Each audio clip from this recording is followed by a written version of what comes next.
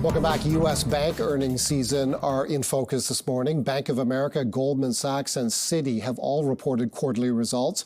Let's digest the earnings and talk about them with a couple of guests. Ross Healy joins us in studio. He's chairman of Strategic Analyst Corporation, and he's a portfolio manager at McNichol and Associates Asset Management. We're also joined by Alisson Williams. She is global financial analyst at Bloomberg Intelligence. Alisson, we'll start with you. You and your colleagues have been all over these numbers so far. I'm seeing that trading was a big source of profit gains, certainly at Goldman and Bank of America. Goldman having its best trading quarter in more than 3 years, I'm seeing, and Bank of America reporting a 12% surge in revenue from equity, fixed income, currencies, and commodities trading. How would you characterize these numbers? So we really are seeing the strength of markets across all of the banks this quarter. Obviously, Goldman Sachs, which earns more of its revenue from trading, getting perhaps the biggest benefit. They're also the leader in equities trading and M&A revenue, and they continue to sort of ride the tailwinds with their core strengths, I guess is how I would put it. So that bodes well, especially the run rate into the fourth quarter. But I think investors, are more focusing on, sort of the core NII trends and expenses. And there, what we're seeing is, results, I would say, broadly on track. And so the positive to profitability is with the better revenue, costs on track, we're getting better cost ratios across the bank, positive operating leverage. At Goldman, we expect to see the same thing at Morgan Stanley tomorrow. And then finally, I would just say that on the credit front, little bits of puts and takes, but generally better than expected. Support commercial real estate, which has been an area of focus, looking a bit better. And so that should help investors in the near term. Ross Healy, you've been following these stocks for years and investing in them on behalf of clients. What do you think of these numbers? Listen, the numbers are kind of more or less what we were expecting. I think what I would call the kind of the retail banking side, actually even retail and business banking is just sort of mushing along, but that's about the best you can say.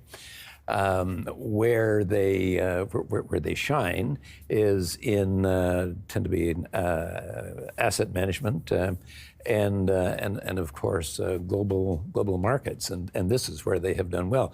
So obviously they're going to emphasize that part of it. When I look at the overall nature of those two banks, in fact the banks, the money center banks in general, Paul, just sort of soldiering along nicely. Alisson, how much of a tailwind are the banks getting from lower interest rates and the expectation of lower interest rates from the U.S. Fed?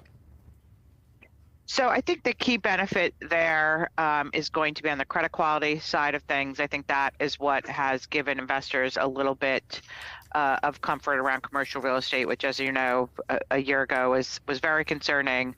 We would caution that this is a long story. So while the outlook is good near term, there could still be some more bumps along the way.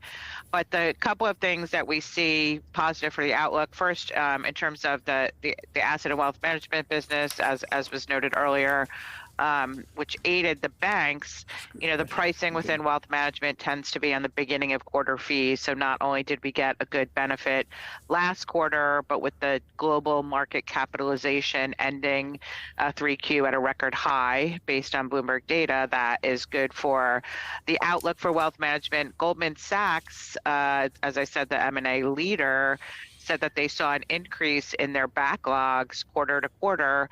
So that bodes well for that business as we enter the fourth quarter, which tends to be seasonally strong for M&A. Okay, I'm going to give the next question to Ross Healy.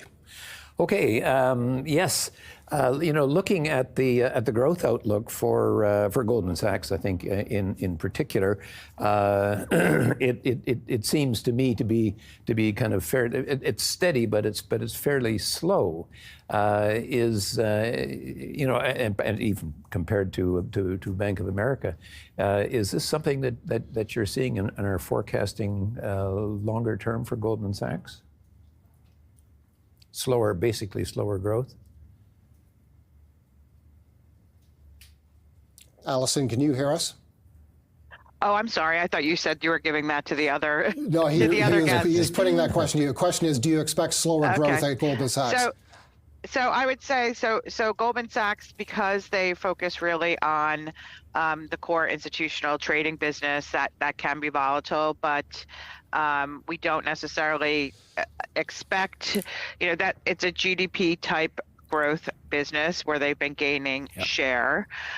So we think that's a positive, but it's very different business than Bank of America, where the growth is driven more by the retail customer. I think all of these banks are very large. I would say they're all GDP growers that can maybe gain a bit more due to market share gains in their specific businesses. Alisson, why don't we close out with the big Canadian banking story recently, and it's a U.S. story. You know what I'm talking about, TD Bank and the penalty that has been handed by U.S. regulators for lax money laundering controls.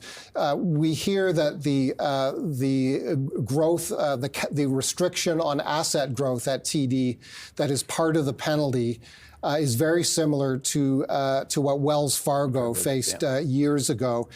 Can you put that in context with us? And how has Fargo dealt with that restriction? And has the stock Fargo traded at a lesser multiple than its U.S. peers because of that penalty?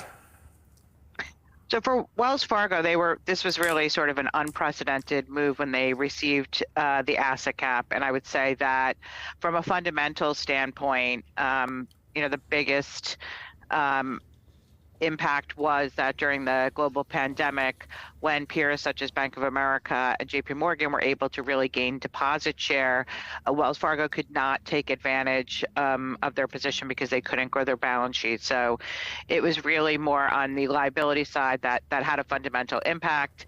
Where we stand today, they still have some room, but there is limited flexibility.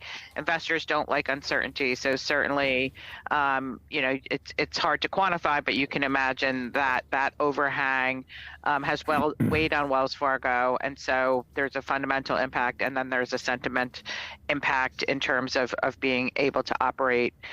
But I would say the difference with TD is that while there is an asset cap on their U.S. subsidiaries, it's not necessarily to the bank as a whole. And so I think that is very different, especially since the U.S. is part of their business and Canada is their core market, and they won't be restricted in that part of the business.